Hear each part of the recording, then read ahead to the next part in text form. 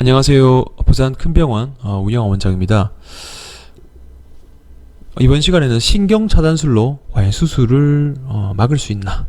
표현이 조금 그런데 어쨌건 수술적인 치료를 받을 예정이건 받았던 환자들도 이 차단술로 치료가 가능한지 알아보는 시간을 갖도록 하겠습니다. 주사 상당히 많이 받으시죠? 신경차단술. 이게 통증 주사하고 좀 다른 개념일 수도 있고요. 통증 주사는 뭐 근육이라든지 후관절에 넣는 주사고, 제가 신경차단술은 그 나오는 신경길에다가 직접 주사와 약을 좀 넣는 거고, 그래서 보통 타겟팅, 그러니까 표적을 정하고 나서 그 수술 부위 결정하기 전에 이렇게 많이 시행하긴 하는데요. 두 가지 카테고리입니다. 수술 예정 환자와 실패 환자.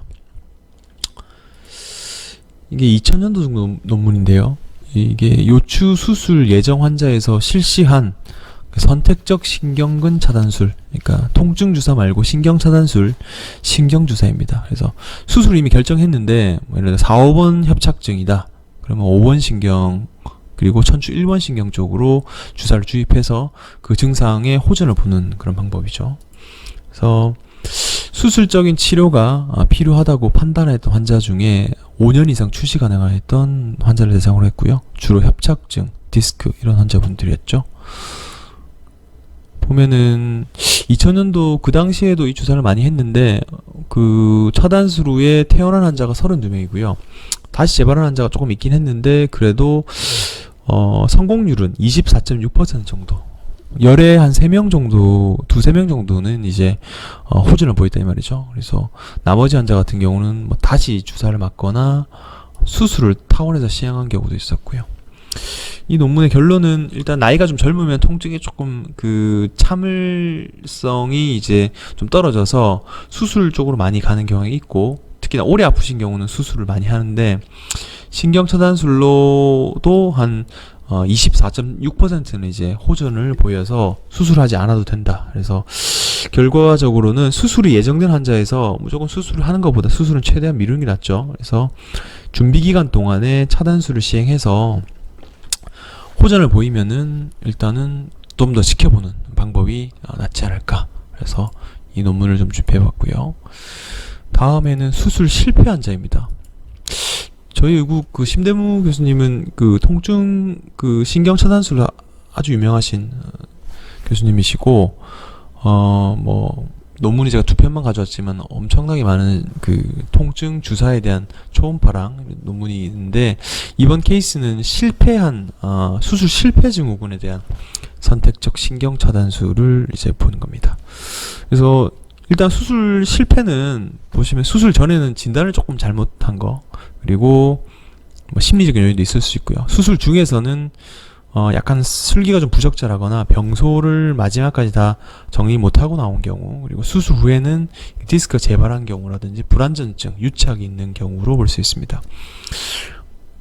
아까 수술 예정된 환자보다는 조금 확률이 많이 올라갔습니다. 그래서 63% 정도 많은 환자들이 호전을 보였고요. 이게 선택적 신경 차단술 후에도 증상이 없어 다시 수술하는 경우는 보통 뭐 후공성형술을 많이 받았는데, 그 다음에 극외측 디스크 제거하는 경우도 많았고요.